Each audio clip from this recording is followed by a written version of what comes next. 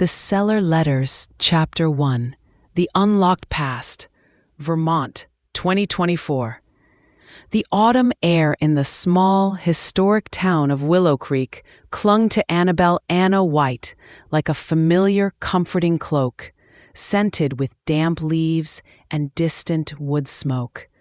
At 60, Anna felt adrift. Her former husband, Mark, had died suddenly 3 months ago, leaving behind a void she hadn't anticipated. Their marriage had ended years ago, after his infidelity, a painful episode she thought she had long since forgiven. Yet, for the sake of their adult children, Lisa and Tom, they had maintained a fragile, almost cordial friendship. Then came the shocking news: Mark's will. He had left her, Anna, their old family home, the sprawling Victorian with the turret and the wraparound porch where they had raised their children, filled it with laughter and eventually with the quiet sorrow of their unraveling marriage. Why this house? Why now? It was a gesture that baffled her, a final, cryptic message from a man she thought she knew, but clearly didn't entirely. Anna arrived at the house feeling like a ghost in her own past. Every creaking floorboard, every sunbeam slicing through the dust motes, whispered of shared memories. The children, now grown and living their own lives, had offered to help, but Anna insisted on tackling it alone. She needed to sift through Mark's life, and in doing so, perhaps, find a clearer path for her own. Days turned into weeks. She systematically worked through the house, room by room, sorting, packing, discarding. Mark had been a collector of oddities, a man who held on to things. His study was a labyrinth of books, sketches, and forgotten trinkets. His bedroom still smelled faintly of his pipe tobacco and old paper. Finally, she descended into the basement. It was a cavernous space, damp and smelling of earth, filled with the detritus of a lifetime. Old tools, forgotten holiday decorations, boxes labeled with faded handwriting. In a dimly lit corner, tucked behind a stack of paint cans and a discarded workbench, she spotted it. A large, intricately carved wooden chest. It was old, dark, and unfamiliar. She'd never seen it before. Curiosity, a spark she hadn't felt in years, flickered within her. The chest was heavy, its lid secured by a rusted, ornate lock. Mark had always been meticulous about locks, about privacy. With a surprising jolt, Anna remembered a small, antique key she'd found on his bedside table, tucked under a stack of receipts just days after his death. She'd dismissed it as an old curiosity. Now, a tremor of anticipation ran through her. She retrieved the key. It slid into the lock with a soft click, turning smoothly. The lid creaked open, exhaling a faint, dusty scent of cedar and old paper. Inside, nestled amongst yellowed linens, was a thick bundle of letters, dozens of them, tied with a faded ribbon. And on the topmost envelope, in Mark's distinctive, elegant handwriting, were 2 words that stopped her breath: "My dearest Claire." Anna's blood ran cold. Claire. Not the name of the woman from his past, the one she knew about, the one from that brief, painful affair a decade before their divorce. No, this was a different name, a different secret. Her hands trembled as she picked up the bundle. The letters were dated from years before, some stretching back into the late 1980s, when she and Mark were still very much married, raising their young children in this very house. Her heart pounded, a frantic rhythm against her ribs. The anger, sharp and immediate, was a familiar sting. Another betrayal. But beneath the anger was a deeper, more unsettling emotion: confusion. These weren't just a few illicit notes. This was a voluminous correspondence, suggesting a relationship of profound depth and duration. A secret life Mark had meticulously hidden from her for years. The house, his final gift, suddenly felt less like a gesture of reconciliation and more like a carefully laid trap. A final, agonizing revelation from a man who, even in death, continued to surprise and wound her. The past was not just unlocked, it was laid bare, waiting to be read. Chapter 2: The Unveiling of Mark. Anna sat on the dusty basement floor, the bundle of letters heavy in her lap, her mind reeling. "My dearest Claire." The words seemed to burn into her very soul.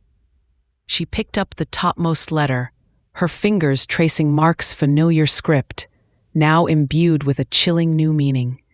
It was dated 1987, a time when their children, Lisa and Tom, were still small, when their marriage, she believed, was solid, perhaps a little strained by the demands of young family life, but fundamentally strong. She unfolded the first letter, her breath catching in her throat as she began to read. "My dearest Claire, the hours we steal together are the only ones that truly breathe life into me. The quiet of your studio, the way the light falls across your canvases, it's a sanctuary. I yearn for our conversations, the way your mind dances with mine, exploring depths I didn't know existed. The world outside fades when I am with you. You see me, Claire, truly see me." Anna's vision blurred. "You see me, Claire, truly see me." The words twisted a knife in her gut. Hadn't she seen him? Hadn't she loved him, supported him, built a life with him? The pain of betrayal was sharp, but deeper was the agony of realizing how profoundly misunderstood she must have been by him, how deeply unseen. She continued to read, one letter bleeding into the next. They were filled with poetic language, philosophical musings, shared observations about art, literature, and the raw beauty of the Vermont landscape. Mark, who had always been somewhat reserved, even emotionally guarded, with her revealed a passionate, introspective side in these letters she had never witnessed. He wrote of his dreams, his frustrations, his deepest fears, his longing for a connection that transcended the mundane. He described clandestine meetings in hidden coves along Lake Champlain, long hikes through the Green Mountains, and quiet dinners in remote inns. He spoke of Claire's artwork, vibrant landscapes, haunting portraits, with an admiration that bordered on reverence. He quoted poetry she had introduced him to, shared insights gleaned from books they had discussed, and expressed a profound intellectual and emotional intimacy that was utterly devastating to Anna. This wasn't a fleeting physical affair. This was a soul connection, a profound love affair that ran parallel to her entire marriage. One letter mentioned a specific autumn, a particular quality of light, a shared walk where they had talked for hours about the nature of love and sacrifice. Anna remembered that autumn. Mark had been unusually withdrawn, distant. She had attributed it to stress at work, to the demands of their growing family. She had tried to reach him, but he had simply retreated further, often disappearing for long walks or meetings. Now a chilling truth settled over her. He had been with Claire. She found herself in a strange state of emotional limbo. A bitter cocktail of betrayal, jealousy, and an unwilling, morbid fascination. She felt like an intruder, privy to a sacred, secret world that had existed just beyond her periphery. Who was this Claire? What kind of woman could elicit such profound passion and devotion from a man she thought she knew intimately? And how could Mark have lived such a double life, maintaining such an elaborate deception for so long. Flashes of their marriage, now seen through this distorted lens, came rushing back. His mood swings, his occasional disappearances, his subtle evasiveness. She had always dismissed them, attributed them to his artistic temperament, his need for space. Now she saw the careful choreography of deceit, the deliberate construction of a facade. Her previous experience with his infidelity, a brief, almost clinical affair with a colleague, had been painful. But she had confronted him. He had expressed remorse, and they had eventually, painstakingly, rebuilt a semblance of their lives. But this was different. This was a profound intellectual, emotional, and spiritual bond stretching back years, perhaps even decades. The forgiveness she had offered for the known betrayal felt shallow, meaningless in the face of this monumental deception. Anna felt like she was uncovering a stranger, a Mark she had never known, a man of hidden depths and unspeakable secrets. The house, his final gesture, felt less like a gift and more like a testament, a dark monument to a life she never truly shared, and a love she never truly possessed. The letters were not just words, they were the unveiling of a parallel universe, and in their devastating honesty, they were dismantling her entire perception of her past and the man she had called her husband. Chapter 3: Echoes of a Fractured Life. The discovery of the letters to Claire sent Anna reeling, shattering her perception of her marriage and the man she had spent decades with. The betrayal was deeper than she could have imagined, not a fleeting mistake, but a carefully nurtured, profound connection existing in the shadows of her life.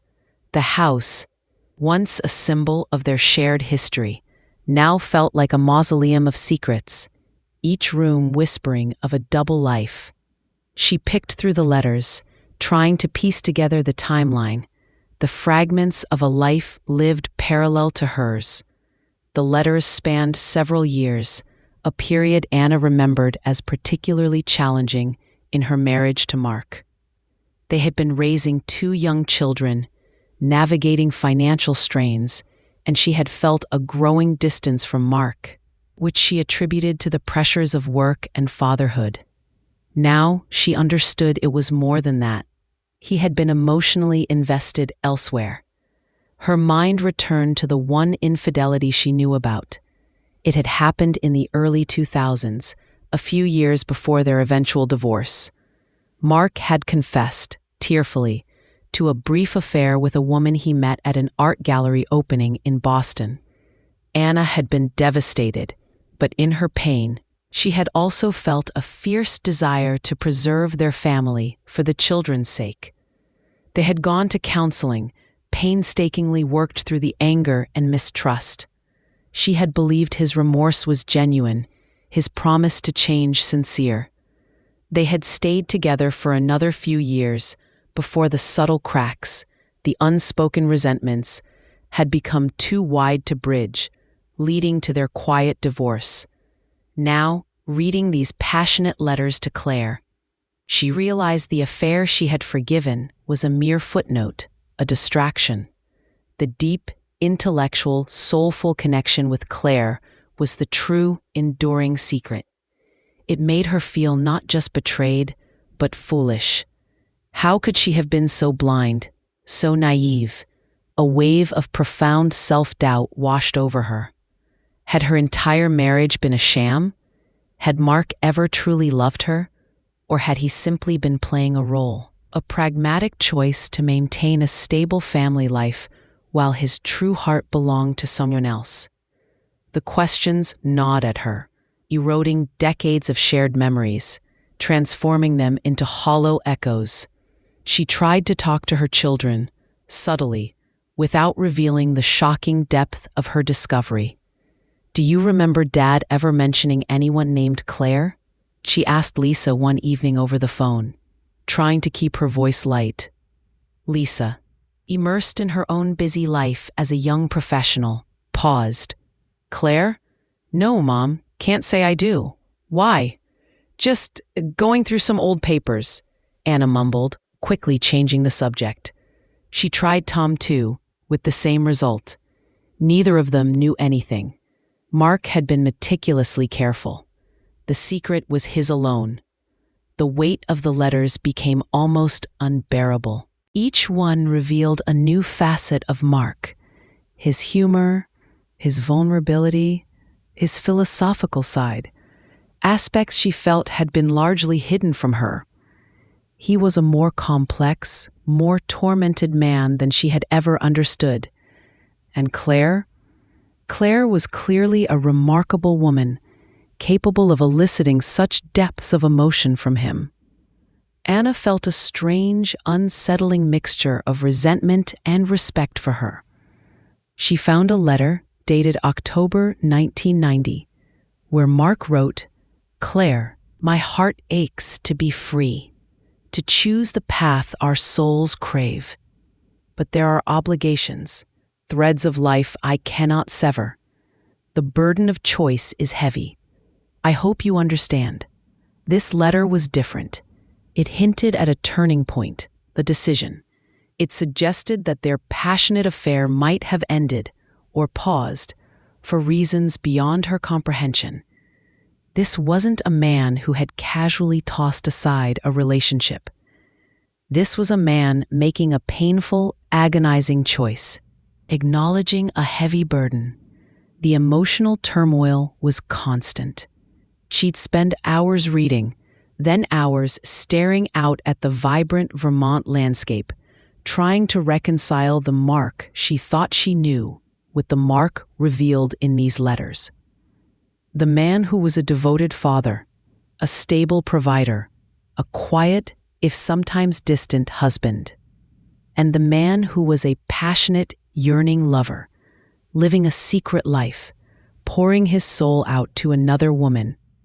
The house, once a source of comfort, now felt like a silent witness to a colossal deception. Every corner, every shadow seemed to hold the imprint of his double life. Anna felt trapped, haunted by the echoes of a fractured life, her own and Mark's. She knew she couldn't simply put the letters away. They demanded answers, not just about Claire, but about Mark, about their marriage, and ultimately, about the truth of her own existence. The quiet, gentle peace she had hoped to find in Willow Creek was now shattered, replaced by a desperate need to uncover the full, agonizing truth of Mark's secret heart. Chapter 4: The Artist's Echo. Driven by an insatiable need to understand, Anna began to sift through the letters with a methodical intensity, searching for clues about Claire. Mark's descriptions of her were often poetic, vague in detail, but rich in emotion. She was an artist, a painter, with a studio filled with light. He mentioned specific exhibitions in smaller galleries, references to certain artistic movements, and philosophical discussions that revealed Claire's keen intellect and free spirit. Anna started her own quiet investigation. She visited local art galleries in Willow Creek and neighboring towns, politely asking about artists from the late 80s and early 90s. Most yielded nothing. The names were unfamiliar, or the artists had moved on. The internet, a tool largely absent during the period the letters were written, now offered a vast, albeit fragmented, archive. She spent hours online, searching for artists named Claire, cross-referencing with exhibition dates or locations mentioned in the letters. The process was agonizing. Each dead end was a fresh wave of frustration. Each vague clue, a flicker of hope, immediately extinguished. She felt like a detective, piecing together the fragments of a ghost's life, a woman who had existed in the periphery of her own. One evening, buried deep within the stack of letters, she found one that was different. Its tone had shifted, a profound sadness clinging to Mark's elegant script. It was dated 1991. My dearest Claire, the silence you've left is deafening. I understand your choice. Truly, I do. Your words echo in my mind. We cannot build a life on stolen moments, Mark. Our love, as pure as it feels, is rooted in deceit. It will wither in the shadows. You are right, as you always are. Your strength, your conviction. It humbles me. I know you walk a difficult path, one you must walk alone. My heart aches with a longing that will never fully subside, a piece of me forever tethered to you. I must return to my true life, to the life I built, to my family. But know this, my dearest, my heart will always carry you within it. You are the light that showed me profound beauty, even if it was a beauty I could not claim. Anna read the letter again and again. Your strength, your conviction, it humbles me. I must return to my true life. My heart will always carry you within it. Claire had ended it, not Mark, and her reasons were noble, painful. She didn't want to live in shadows. She didn't want to destroy a family. Claire, the other woman, was not a villain, but a woman of profound integrity and self-sacrifice. And Mark, in his own way, had deeply respected her for it. The betrayal was still there, a raw wound, but now it was tinged with a complex, almost tragic understanding. Their love had been real, deep, but ultimately impossible. This revelation opened a new avenue of thought. If Claire had ended it, then what happened to her? Did she ever find happiness? Did she carry her own silent burden of this lost love?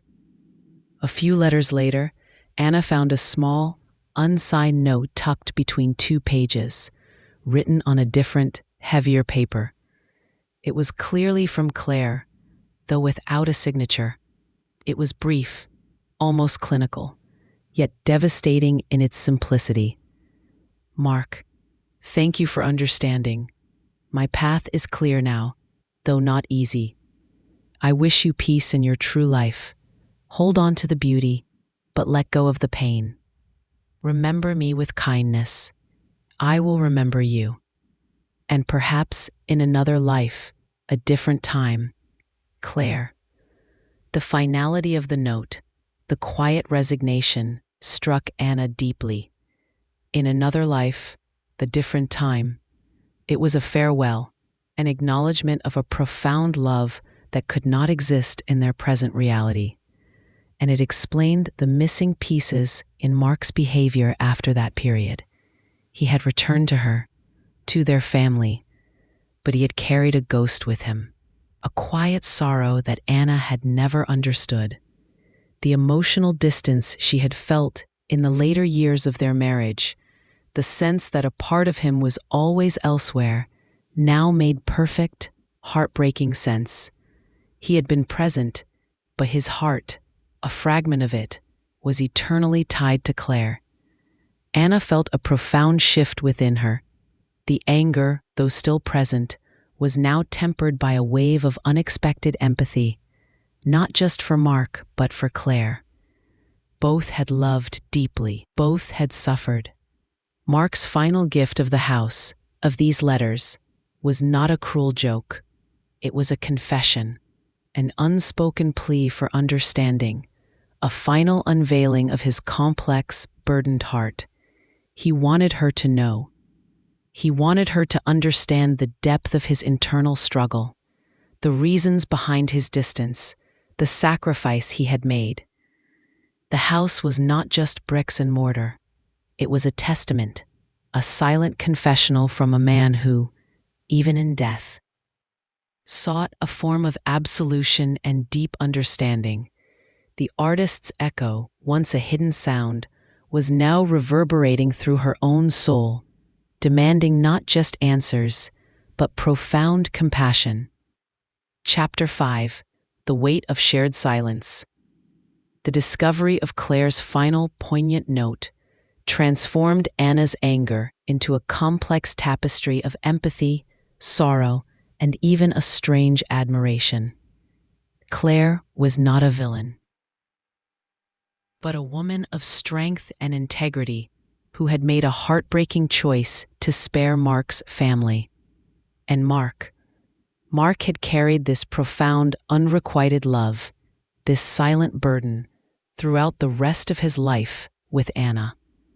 His distant moods, his occasional melancholy, the sense that a part of him was always elsewhere, it all made a terrible, tragic sense now. He had returned to his true life, as Claire had urged, but his heart had never fully detached from hers. The weight of this shared silence, the secret life that had coexisted with her own, now pressed down on Anna. She saw Mark not as a simple betrayer, but as a complex, flawed man, torn between duty and a profound, undeniable love. He had chosen his family, chosen stability, but at a great personal cost, carrying a ghost in his heart. Anna realized that Mark had left her the house for a reason beyond mere property transfer. This chest, these letters, were his final, desperate attempt to communicate, to be truly known, to finally unburden his soul to the one person who could truly understand the full scope of his life. He hadn't wanted her to simply inherit the house. He had wanted her to read his heart, to finally understand the quiet tragedy that had shaped him. The house was a vessel for his confession, a final plea for absolution and understanding. She found herself walking through the house, seeing it not just as the place of her past, but as a silent witness to Mark's internal struggle. The study, where he spent hours, now seemed less like a refuge for his work and more like a sanctuary for his hidden sorrow. The living room, where they had celebrated countless holidays, now echoed with the unspoken compromises of his life. Anna felt a profound shift in her perception of their entire marriage. She had thought she knew the story: a stable marriage, a betrayal, a difficult but ultimately amicable divorce. Now she understood it was a far more nuanced, tragic narrative. Mark had been living a different, harder truth. He had chosen duty over passion, family over a love that perhaps completed him in a way she never could. This didn't diminish her pain, but it reframed it, adding layers of sorrow and pity. She decided to share a part of this truth with her children, but carefully, gently. She didn't show them the letters, knowing the raw emotion would be too much. Instead, she spoke to Lisa and Tom about a hidden burden their father had carried, a deep love he had given up for the sake of their family. She explained that their father was a more complex, perhaps more tortured man than they had known. She spoke of the sacrifices he had made, the choices that had left him with a lifelong quiet sorrow. Lisa, ever empathetic, listened with a frown. "Dad always seemed a bit melancholic sometimes," she mused, like he was holding something back. Tom, more pragmatic, absorbed the information quietly, a thoughtful expression on his face. They didn't fully grasp the depth of the revelation, but they understood that their father's life had been more complicated than they'd imagined, and their mother's pain more profound. Anna found herself grappling with the concept of forgiveness again. She had thought she forgave Mark for his infidelity, but this was a new level of betrayal, a deeper wound. Yet paradoxically, reading Claire's noble decision, understanding Mark's agonizing choice, softened the edges of her resentment. Could she forgive a man who had loved another so deeply, yet chosen to stay for his family? Could she forgive herself for being blind, for not seeing the subtle signs of his inner torment? The silence of the house, once a source of her own loneliness, was now filled with the echoes of Mark's unexpressed sorrow, Claire's sacrifice, and her own newfound understanding. The house became a place of profound contemplation, crucible where old resentments melted into empathy. It was no longer just a house, but a sanctuary of truth, a testament to the messy, complicated, often heartbreaking reality of human love and sacrifice. Mark's final gift was not just property. It was a complex narrative, a lifetime of secrets finally laid bare, demanding not just judgment, but profound compassion and acceptance. Chapter 6: The Unspoken Confession. The weight of Mark's secret, unveiled through Claire's letters, settled over Anna not as a final crushing blow, but as a profound, complex understanding.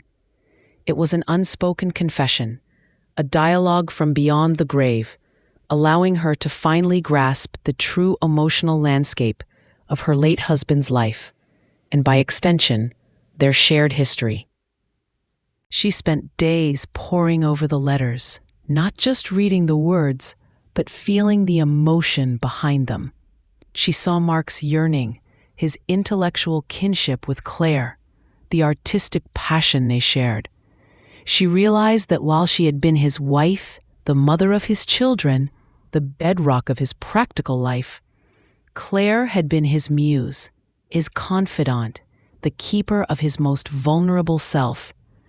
This wasn't a competition, but a tragic duality. Anna's anger, which had been a protective shield for so long, began to dissipate, replaced by a deep well of empathy. She imagined Mark, a man often reserved and pragmatic in their life together, pouring out his soul to Claire, wrestling with his conscience, making the agonizing decision to stay with his family. She saw the profound loneliness he must have carried, the burden of a love that could not be, a secret that isolated him, even as he tried to fulfill his duties. The final letter from Claire, with its poignant "in another life, a different time," resonated deeply within Anna. It spoke of a love that was pure, but impossible. A love that respected boundaries, even when it broke hearts. Claire, the other woman, was a woman of remarkable integrity. This recognition allowed Anna to release a silent resentment she didn't even know she held against Claire. She wasn't an antagonist. She was another participant in a shared tragedy. Anna realized that Mark hadn't left her the house as a final torment. He had left it as a gift, a profound gesture of trust. He knew she would find the letters. He wanted her to. He wanted her to understand him, not just as the husband who faltered, but as the man who struggled with profound choices and carried silent sorrow. The house, filled with their shared family memories, now also held the echoes of his hidden heart, his unspoken regrets, and his attempt at a final, posthumous communion. She sat in the quiet study, the scent of old paper and dust motes dancing in the sunlight. She saw his old armchair, the worn desk, the stacks of books. He had sat here, perhaps after writing one of those letters to Claire, wrestling with his dual existence, and she, in the living room just steps away, had been unaware, living her own life, raising their children. The irony was devastating, but with this devastating truth came a strange sense of liberation. Her marriage, once simplified into a narrative of betrayal and forgiveness, was now a complex, human story. Mark was no longer just the man who hurt her. He was a whole person, with depths she hadn't known, struggles she hadn't seen. And in understanding him more fully, she could also understand her own role, her own limitations. Perhaps she hadn't been able to provide him with that intellectual and emotional intensity he found with Claire, just as he hadn't fully shared that part of himself with her. The house, with its walls saturated with memories, no longer felt like a cage. It felt like a monument to a complete life. The laughter of children, the quiet routines of marriage, and the profound, secret yearnings of a man's heart. It was a testament to the fact that love is messy, complicated, and rarely fits neatly into predefined boxes.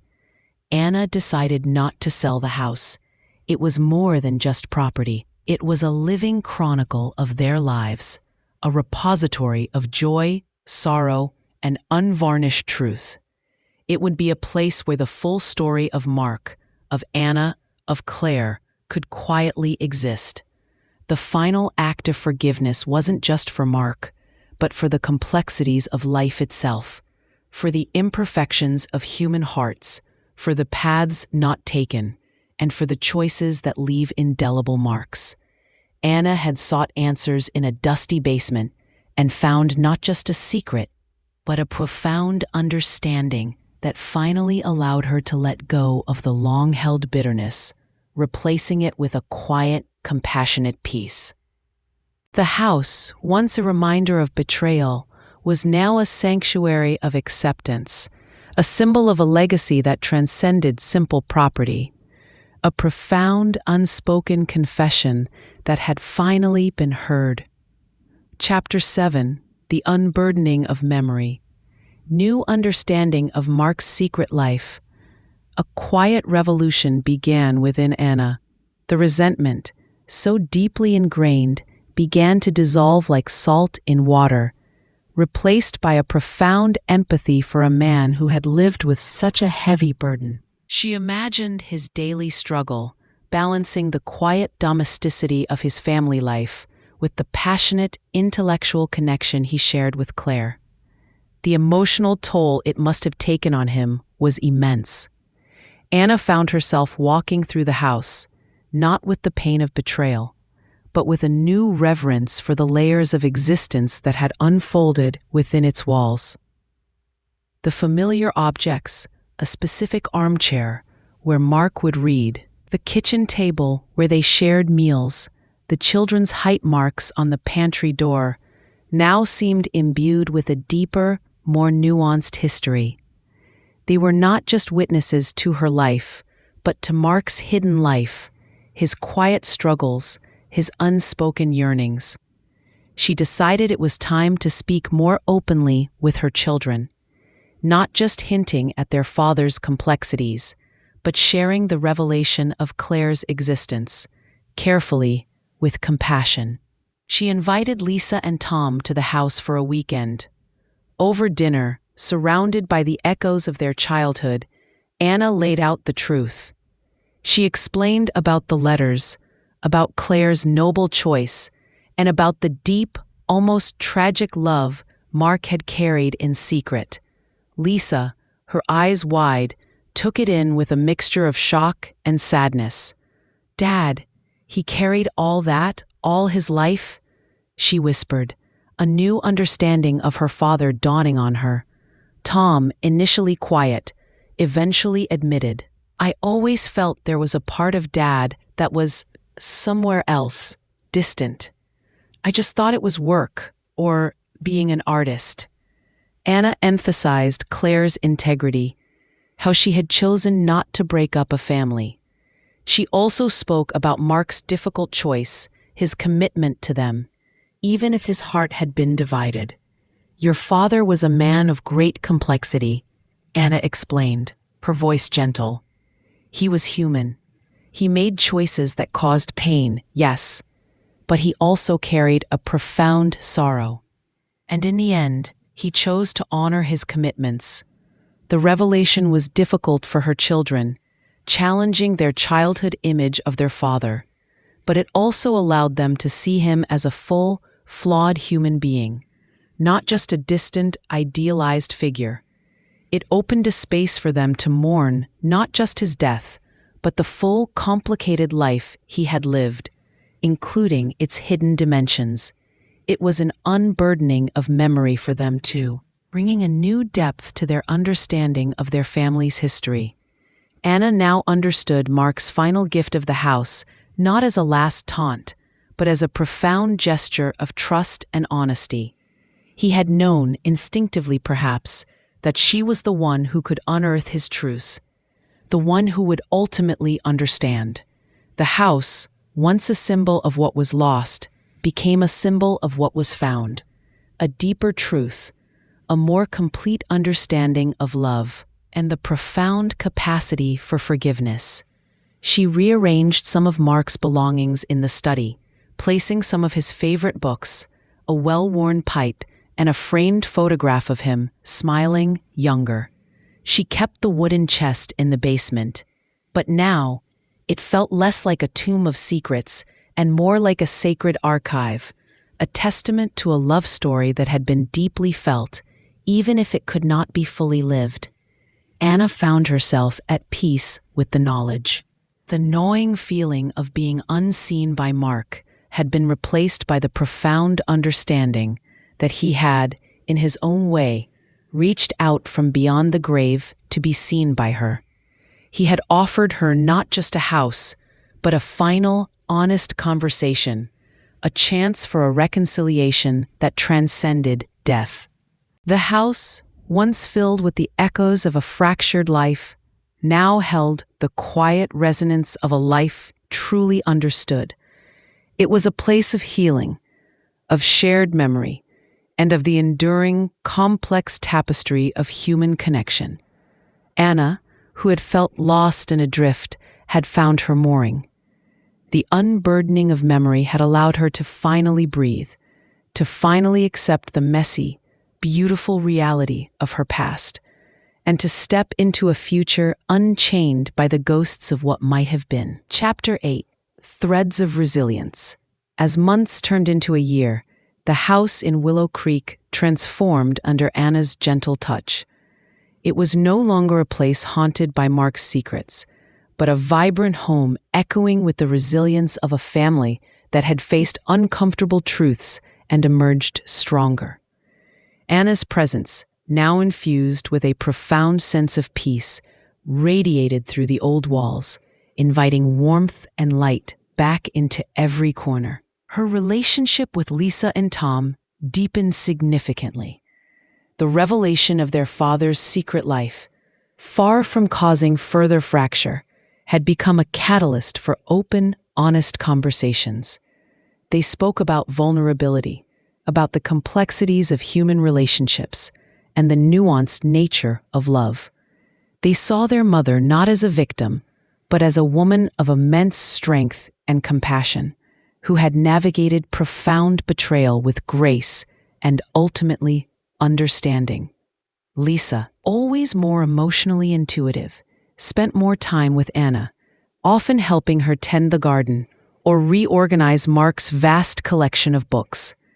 She found her own sense of connection to her father in the letters, not with judgment, but with a deeper understanding of his internal world. Tom, pragmatic as ever, appreciated his mother's honesty, realizing the courage it took to share such a painful truth. He saw a newfound authenticity in Anna, a woman unburdened by hidden resentments.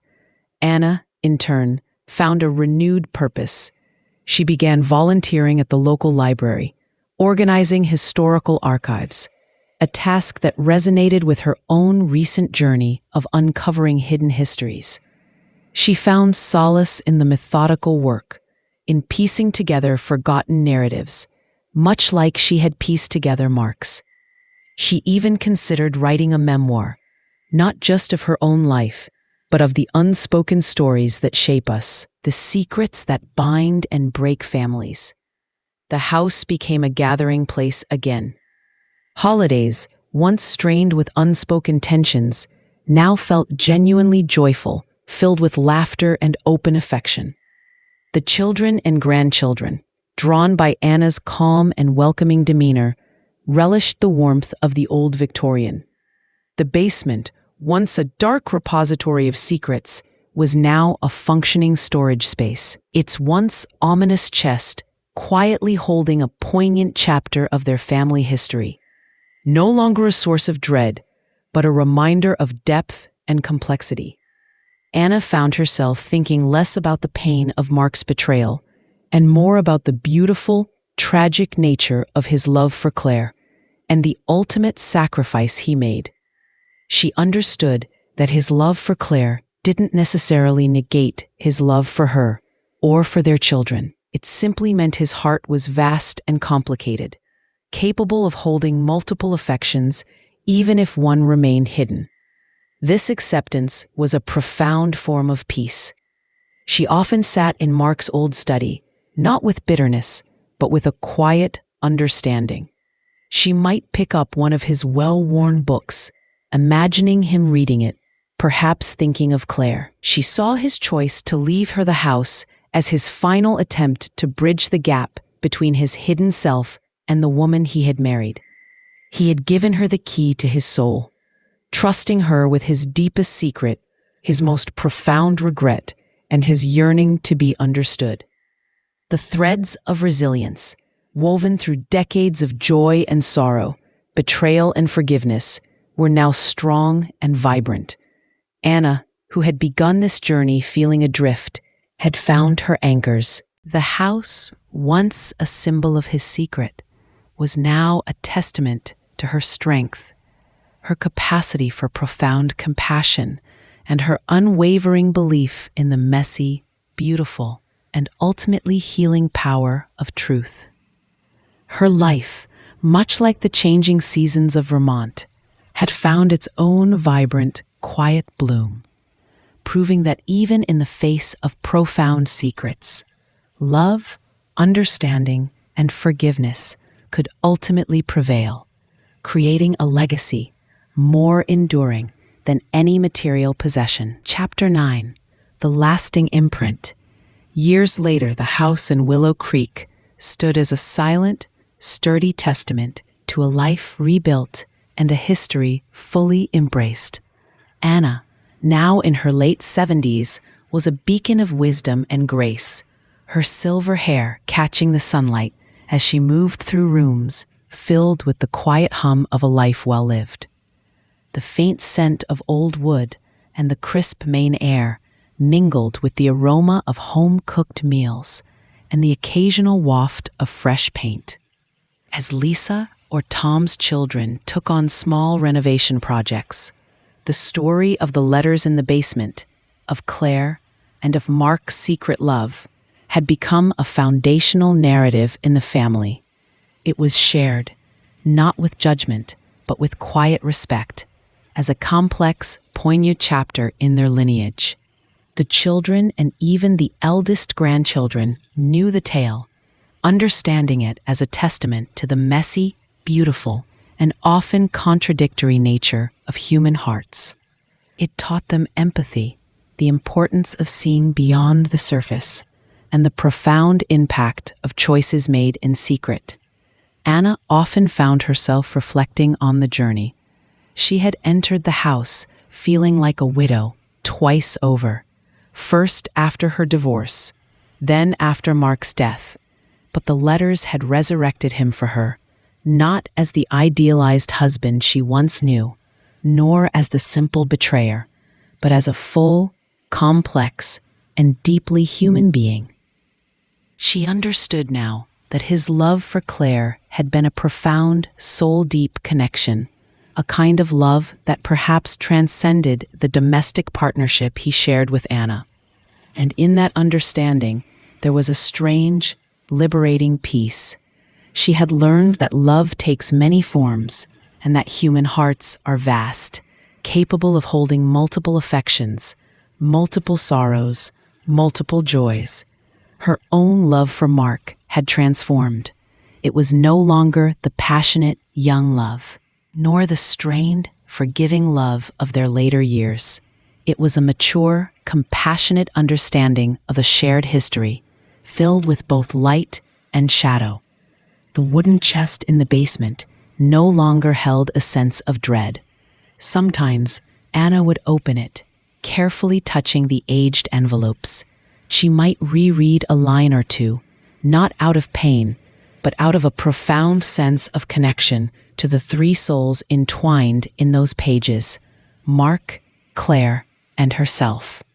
It was a testament to their humanity, their struggles, their capacity for both joy and sacrifice.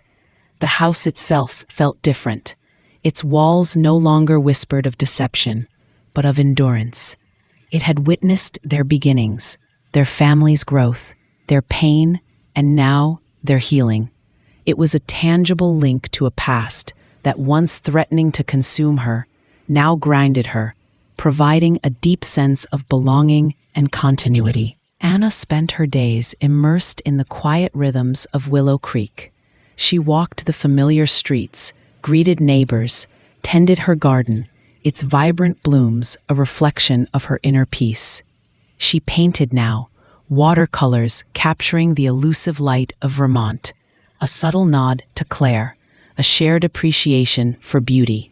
Her art was simple, unpretentious, but it brought her immense joy, a creative outlet she hadn't pursued in decades.